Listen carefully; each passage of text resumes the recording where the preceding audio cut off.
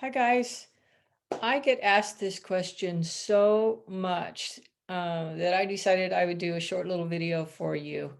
And I made a presentation to help visualize some of my points. But today I want to talk about the 5 ways to tell the difference between intuition and imagination. So get asked this question so much. How do you tell the difference between imagination and intuition? So today I'm going to give you 5 points to help you sort this out.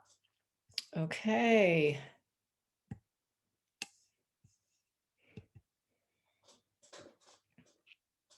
So imagination versus intuition. First off, it's really important that you learn to recognize the zone. So you have to learn how to quiet the mind. So this is one of my favorite um, quotes: quiet the mind and the soul will speak. In that place between thoughts is a quiet space. That space is the zone. So that's what I refer to as the zone. Um, it's that quiet spot between your own thoughts where intuitive insight and impressions can come in. So you have to be able to quiet your own mind just long enough to create a space for intuition to come in. A lot of people think that they have to be able to sit and meditate and clear their mind and be quiet for 20 minutes or half an hour or longer in order to work with intuition. Um, that is all great and it's all super helpful, but you can um, learn to quiet your mind just long enough to allow the impressions and thoughts to come in. So learning to recognize what the zone feels like will help you to recognize when you're in it and when you're not in it. So when you're in it, um, it really is for me, kind of a daydreamy type feeling. So I sort of feel spaced out and I feel um, a little daydreamy.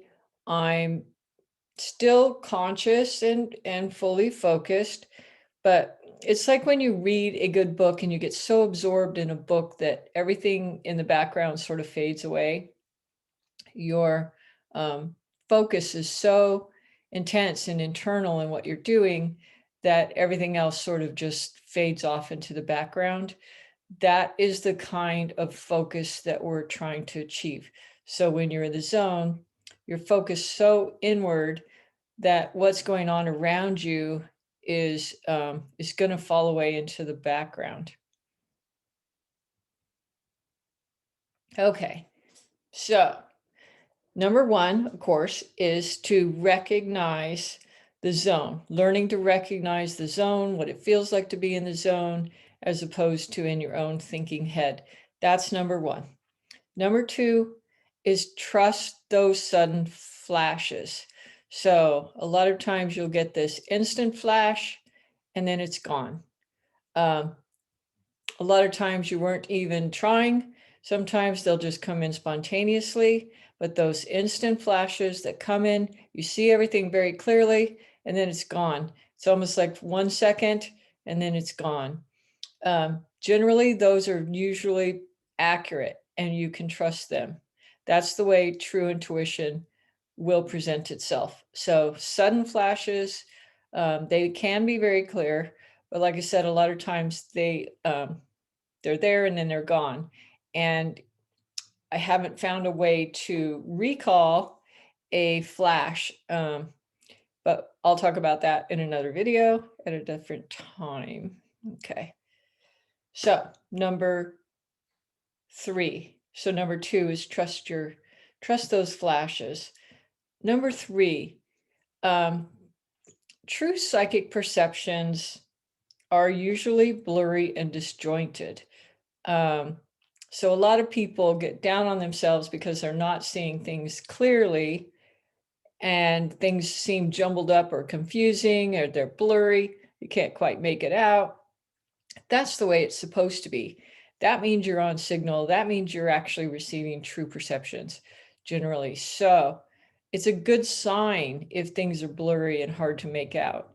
It's a good sign if you feel confused and you're not sure what you're looking at.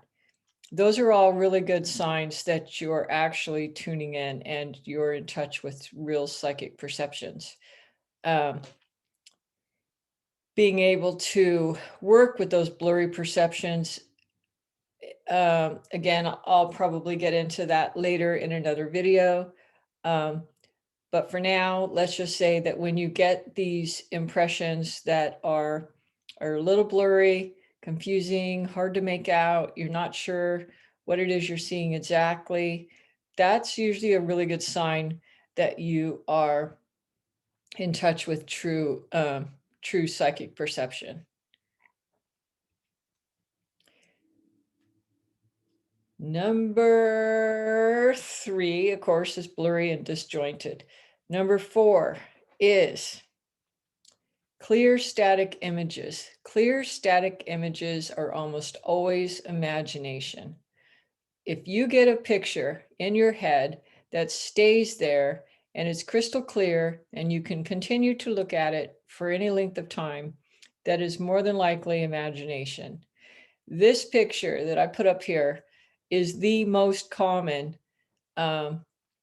imagination image that comes up for people. It's almost universal. It's really strange.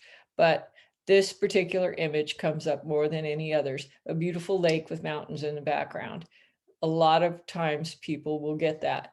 So if you see an image that stays put, it's crystal clear, you can make it out, you feel confident in what you're seeing, and it stays put for any length of time, that is more often than not going to be imagination.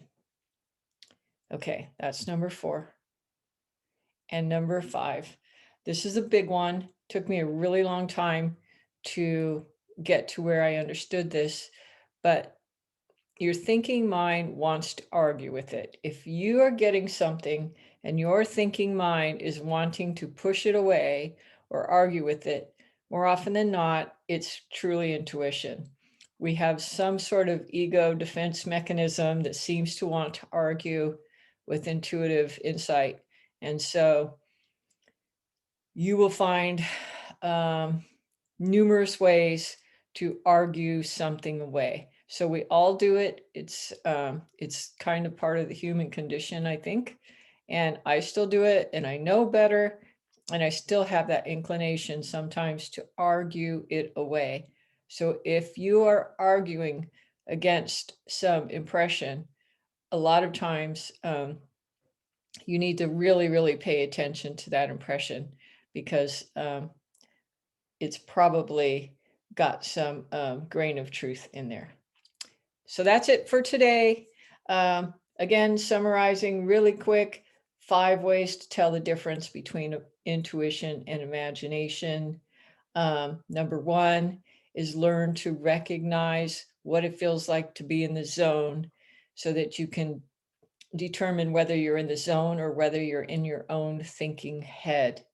2, trust those flashes, trust those sudden flashes that you see that you can't get back. 3, understand that true intuition is blurry and disjointed sometimes and hard to make out and confusing. Those are all signs that you're actually tuning in to real true intuition. An image that stays static, number 4, is almost always imagination. Number 5, if your ego or your thinking mind wants to rationalize away what you're getting or argue with it, there's a good chance that it's true intuition. Okay, thank you guys, and I'll see you next time.